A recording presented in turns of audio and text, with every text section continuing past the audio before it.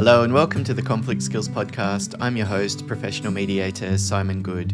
In today's episode of the podcast, I'll be talking about a slightly different topic than usual, meditation. And specifically, I'll be talking about my experience meditating throughout every day for this year. It's something that's new to me, and to be perfectly honest, if you asked me in 2022 or any year before that, what I think about meditation, I would say that it's good in principle, but I'm not the kind of person that could do it. And I don't think there would have been anything that could convince me to give it a try. So just a heads up ahead of time, if you have 100% decided that meditation's not for you, then you might like to consider just skipping this episode. If you'd like, though, I'd be happy to talk about my experience of why I started meditating and practically what do I do, the steps that I take. And then I've also experienced a number of different benefits, and as I reflect, I can sort of see a development, like a progression in the way that meditation has helped me. And so what I thought it could be helpful to do for you is to explain some of that, because meditation is still unpleasant. Like, I think about it like jumping into a cold pool. It's like the kind of thing that you have to grit your teeth and psych yourself up and then all of a sudden go, 3, 2, 1, here we go. It's not fun. I certainly don't find it easy, and specifically when I'm trying to do meditations for a long period of time, which for me is still about 30 minutes, I find it really hard. Probably in that 30-minute time frame, I would just kind of accidentally open my eyes and sometimes even unconsciously get up and start to go to the toilet or something like that before I realize what I'm doing. So sometimes I'm able to stay for the full 30 minutes, but sometimes I'm not. But that doesn't matter, and I'll explain a little bit about how I think about meditation and some of those hurdles or resistance that we might come across, how we can deal with that when it happens, and then how we can almost then use this to create a positive reciprocal pattern that starts to develop. And, we use this term meditation practice. I've certainly experienced that for me, it has been practice that helped me in daily life, not some abstract, very unpractical type of tool. So probably not unlike a lot of other people, I had a really unpleasant experience trying meditation at the beginning. I would describe it literally as torture.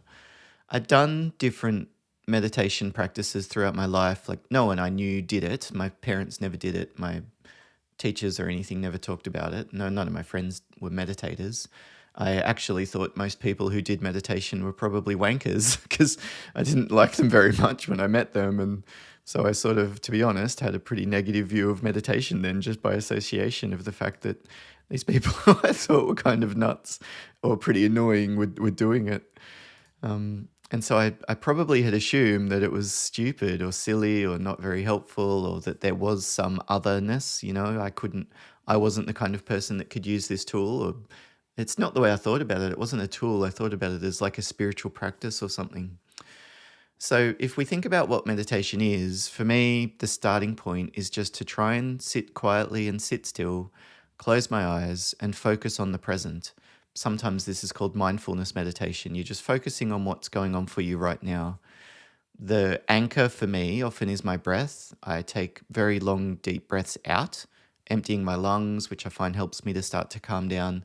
Breathe in again, and then try and lengthen each of the exhales as I'm breathing. Using my nose is more effective than my mouth, and I try and notice the physical sensation of breathing, which bits of my chest rise and fall, which other parts of my body change when I'm breathing in and out. I don't particularly find it easy to have my stomach push out when I'm breathing. I know a lot of people, when they start meditating, they get told something like that, do tummy breathing. And it's like, okay, well, I've never really figured out how to do that. For me, if we think anatomically, the lungs would expand down, so I suppose that would push out your tummy. But my guess is that maybe my gut's a little bit more generous in size and padding than other people's might be, so I can't see it coming out. I'm not sure. But for whatever reason, I just have never had that happen. But it doesn't matter. It's just breathe and notice what's going on. There's no way to fail. If you literally get distracted and go and do something before the time that you've decided, like I'm going to meditate for 5 minutes, and you get up distracted after 3, it doesn't matter. Just when you realize that's what's happened, it's almost like waking up. You return to consciousness and you remember, oh, I was meant to be meditating. Just go back and sit down and start again. It's like showing up every day is the way that we get progress.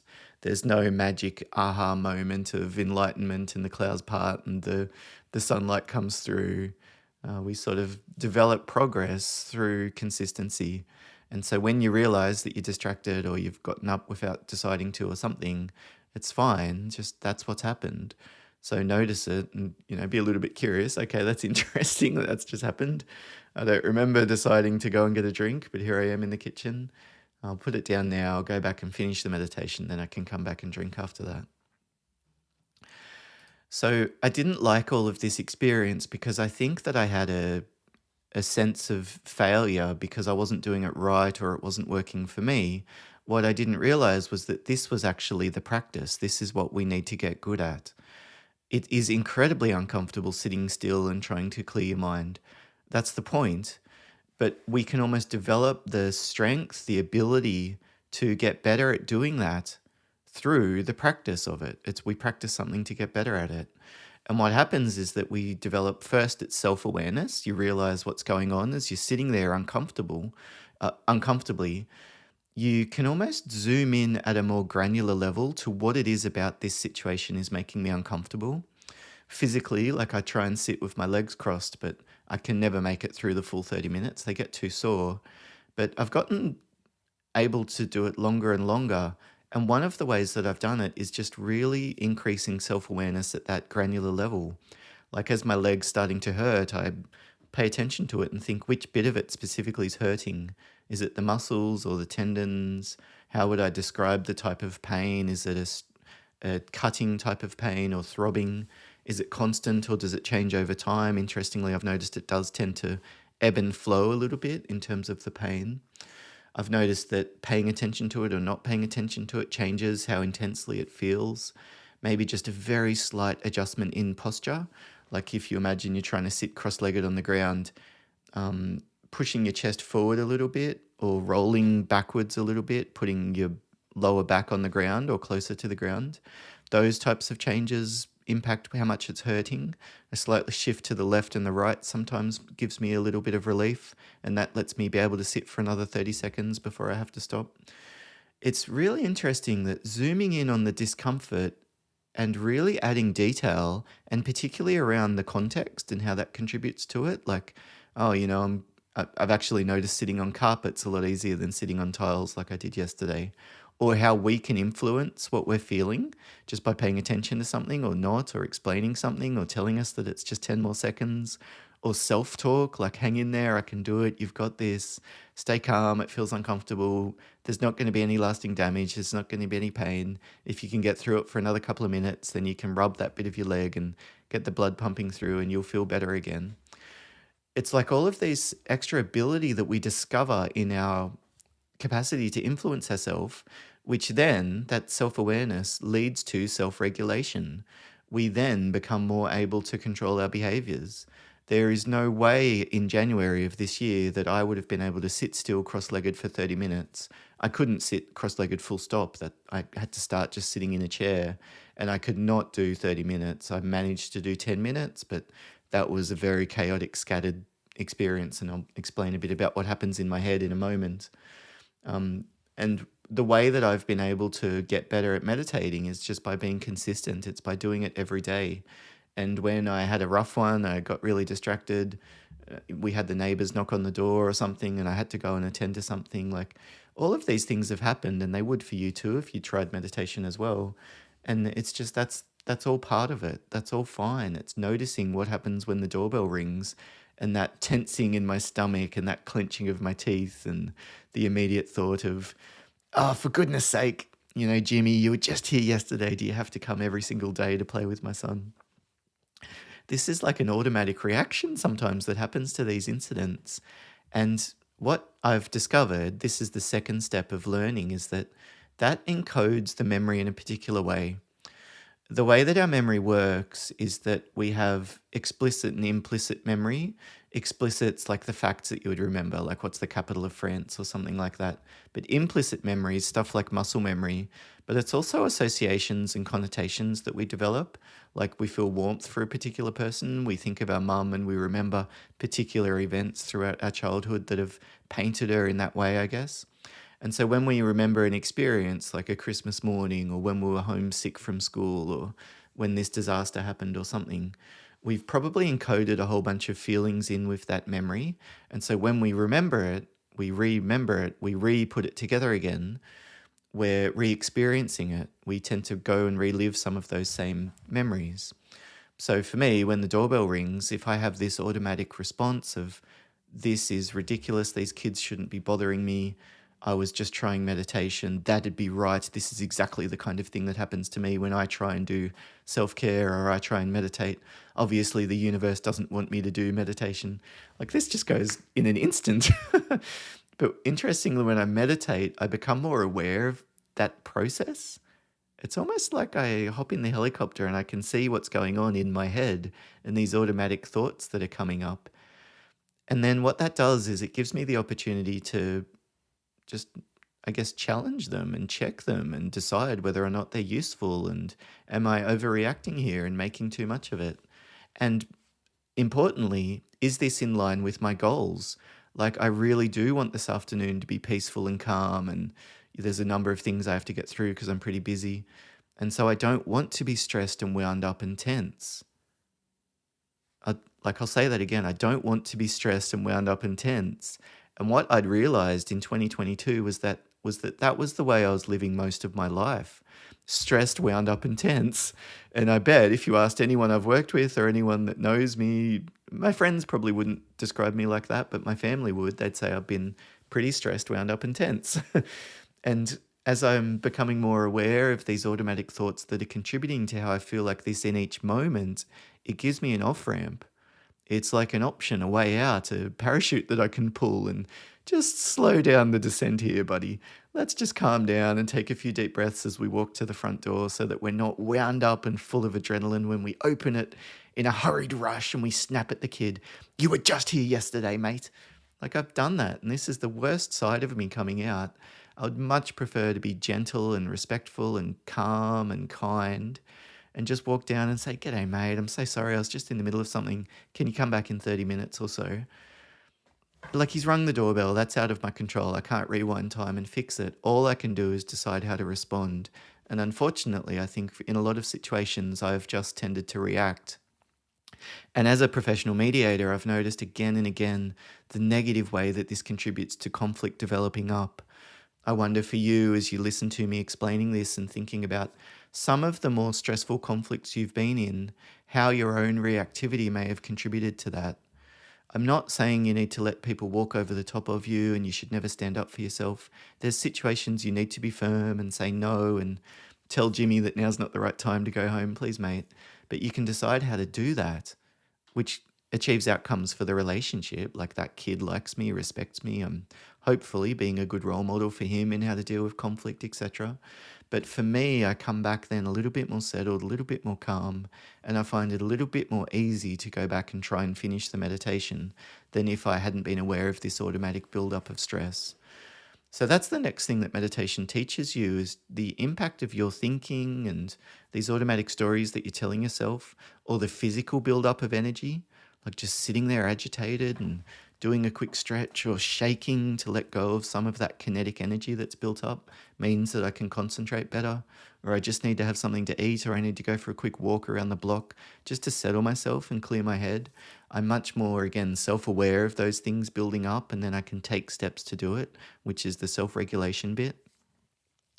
So I've really enjoyed that. That's sort of been like the second level of benefits for me, is almost taking control of how I'm feeling and how I respond to different situations.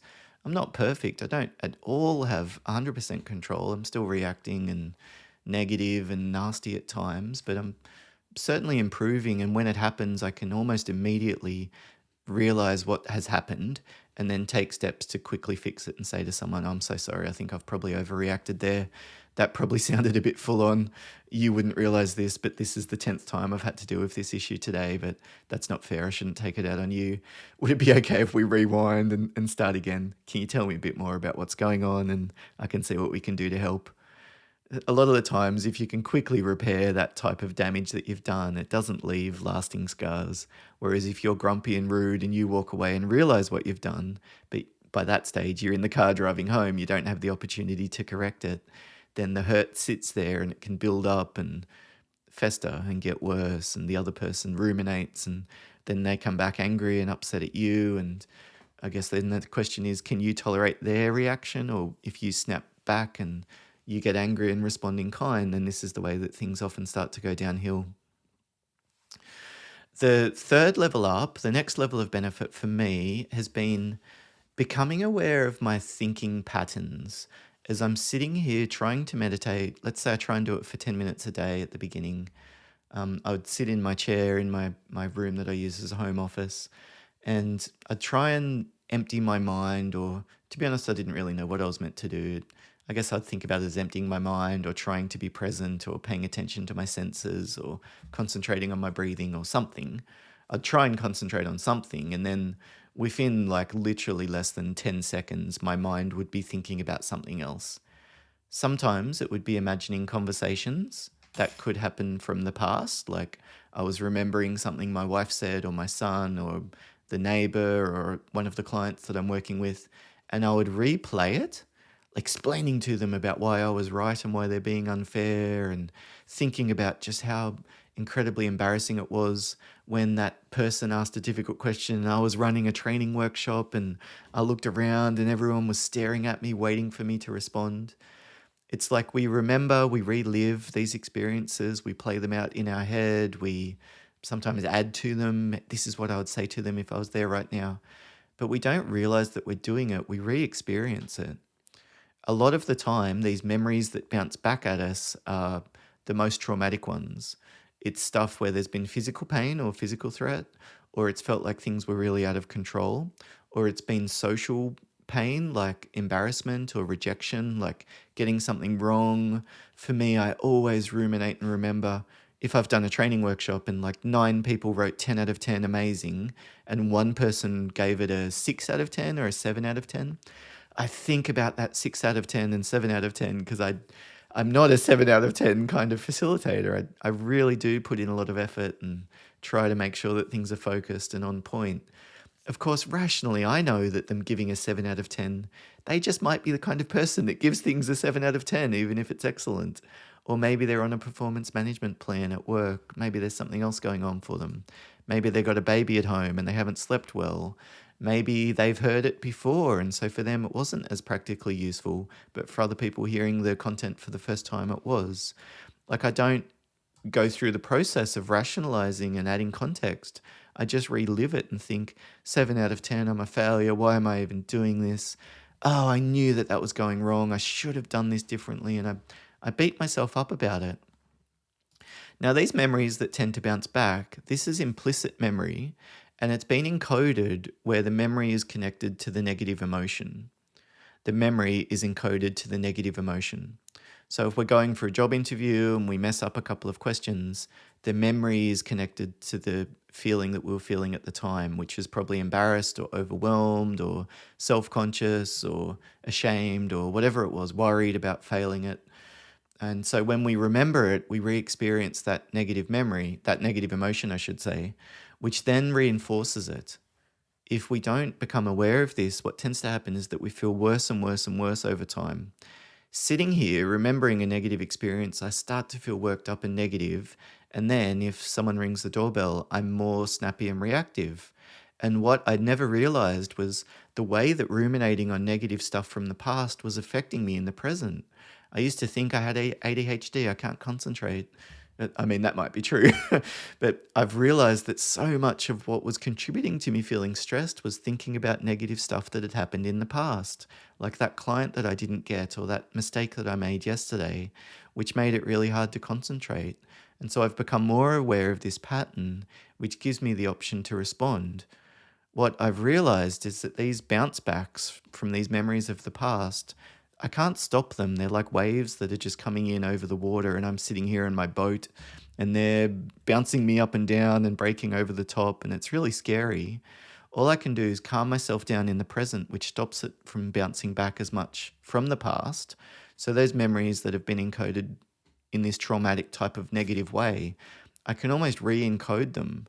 by calming myself down and reminding myself that that's in the past, there's no benefit of worrying about it now, and reminding myself of that was an incredibly difficult situation for everyone.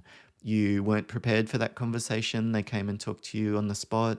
You had already had a really difficult day that day, so you weren't at your best. Your boss had told you to keep it confidential, so you were in a tough spot because you weren't sure how much information to disclose, which means that the way that that conversation went really pear-shaped and horrible isn't all your fault. We can re-encode our memories by challenging some of the thinking patterns or becoming more aware of the feelings and calming ourselves down in the moment. And in that way, the past memories stop bouncing back at us so often and so violently.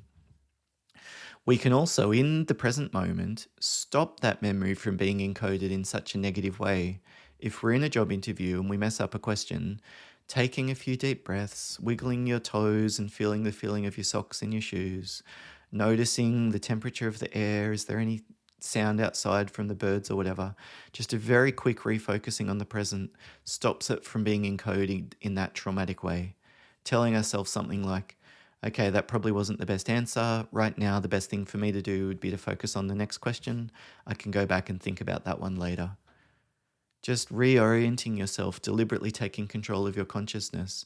And of course, your ability to do that increases when you do something like meditating every day. Because I've practiced for 10 minutes every day, controlling and refocusing my consciousness, choosing what to focus on rather than letting my subconscious just run away like a wild child, just causing mess and making a lot of actual pain and discomfort for me to experience, unfortunately. We also get waves coming from the future, and so that's like we're thinking about the job interview that's coming tomorrow. And again, we can almost decide how much of this to ride and spend time with and how much of this just to let go. For something that's coming in the future, and when that stuff pops up into my mind when I meditate, I try and just refocus. But then after the meditation, that's a bit of a clue that I might need to do something about that, I think. Like when these thoughts are percolating away, it's something important that's coming. And so it makes sense that I should focus on it. But what I don't want to do is to just get stuck worrying. Again, that just contributes to a buildup of cortisol and stress for me in the moment. I start to feel more and more panicked, more and more overwhelmed, more and more like it doesn't matter what I do anyway, this is just going to be a complete failure. And I feel hopeless and helpless. And then it all just gets bigger and uglier and nastier and more stressful. Ironically, that probably means I'm not going to do as good a job at the interview tomorrow because I haven't slept well. And then this cycle continues, and it certainly was for me. So when these thoughts for something in the past come up, for me, I try and orient on what I can do. And that tends to be plan, predict, and prepare. When I've got a job interview coming, I've got a difficult conversation I need to have tomorrow, I've got a mediation I'm running with 2 staff members, plan, predict, prepare. I just try to focus on those 3 categories. Prepare might be like writing notes or getting the data straight or having the introduction dot points down, having the room set up, that kind of thing. It could even be physically preparing yourself, like taking a few deep breaths or doing exercise or getting your lunch ready so you got something healthy to eat through the day so you're not experiencing a big drop in blood sugar halfway through. Plan, how am I going to deal with this issue? How am I going to approach this? Like what would be most helpful? Like right now I've got a job interview tomorrow. What I might do is go through previous questions I've been asked, do a bit of research, take some notes, put together some dot points so that I'm not talking about things off the top of my head. Plan, predict, prepare. If we orient ourselves in this way, it just tends to mean that we can actually make progress. And we're not as likely to feel overwhelmed because we're focusing on the things that are within our control, that we can actively focus on. Taking it seriously is fine, but other than that, just sitting there worrying, that's the kind of stuff that I try to stop myself from getting stuck in. My mind will worry about the job interview coming tomorrow. It's scary and it's stressful, and we've got this response for dealing with threats throughout human evolution, so we're stuck with it. You know, it's antiquated hardware, our brain and our body, but what are you going to do? Until, Elon Musk and everything else fully invents robotic replacements, then I suppose we're still stuck with this organic organism for now. Some of us tend to be quite fond of it. I know I quite like my organic organism, but I suppose at some point I could be convinced to opt for a replacement. So you can't stop your mind from thinking about this thing coming tomorrow. It's a threat. But what you can do is to stop yourself getting more and more worked up and more stuck focusing on it when those waves come to us. So just let it go through to the keeper. Just let it go. Just realize what's going on. This is a wave of a threat that's coming tomorrow. All I can do right now is plan, predict, and prepare. Aside from that, what's going to be most helpful for me is going and kicking a soccer ball with my son, or having something to eat, or going to the gym, or setting a reminder in my phone if there's something I need to do. And then dealing with physically, what do I need? Just letting out the adrenaline, physically shaking, something like that. So that's been the progress for me in meditation. The next level where I'm at the moment is, I think, something like what I might describe as personal development. It is kind of, who am I? Like, why are we here? What's the connection? Even the connection to other people and the connection to the universe. I've noticed after meditating every day for a year, I feel more kind towards people. Like, I tend to be a little bit more forgiving, and I'm still not exactly sure how come that's happening, but I like it. I find it to be a good thing. It makes me less stressed and angry and upset in general. And it's also, of course, very helpful for improving relationships with people around me too. So I suppose I just wanted to share that, because if you've never tried meditation, it just seems so foreign and weird. I know these days it's a lot more common, and there's apps and resources and classes, and they talk to kids about it at school. But in my experience living in Australia, in both cities as well as regional areas, it's not that common. There are people who meditate, but a lot of people don't. And I do a lot of conflict resolution training with construction companies, for example. And what I've noticed is that a lot of people have just become petrified. If I say something like, this particular breathing technique really works, Andrew Huberman talks about it, there's a lot of research around it, it's similar to what you would do in yoga. Some people say, yoga? Mate, that's woo-woo nonsense. I'm not, we don't have time for that, mate. That stuff doesn't work for me. And it doesn't seem to matter how many resources and research and etc. people hear about, it doesn't shift it for them. And it certainly didn't shift it for me. I mean, I've got a degree in psychology, I've studied self-care and well-being, and I still haven't decided to apply it consistently myself. But what sometimes works is hearing a story. For me, I read the book Lighter by Jung Pueblo, that's his pen name, and that made a difference. That was the impetus for me to start meditating. And so for you, I hope that one or two of you maybe hear this podcast and you'll decide to give it a try. I'd start with 10 minutes a day, just sit quietly in a room, focus on your breathing, focus on your other senses, notice those thinking patterns and how those stories from the past and the future tend to come up automatically, and then how you can just reorient yourself back to the present gently. It doesn't matter if you stand up, it doesn't matter if you get distracted, it doesn't matter if you don't make it. If you've totally failed and it's too late to recover that session, just come back the next day and keep going. Progress happens with consistency. So if you're not able to be consistent, there won't be any chance of progress. If you can keep showing up every day, that's where you'll start to see some of these benefits. I'd love to hear from you what your thoughts were about doing the podcast in this slightly different way. I think for the next few episodes, I'll come back to more specific tools related to conflict. I was actually thinking about maybe another episode on de-escalation. I know a lot of people are finding, if they're managers and leaders at the moment, their staff are much more worked up and tense, and things seem to be a little bit more strained than maybe 2 years ago. Potentially if the cost of living increases, political unsettlement, there's probably a number of different factors that are contributing to that. But what I thought I could do is just talk about some strategies that you can use during conversations or to set the atmosphere within an office, just to help people feel a little bit more calm, a little bit more composed, and a little bit more settled as they go about their day. Thank you again so much for listening. Bye for now.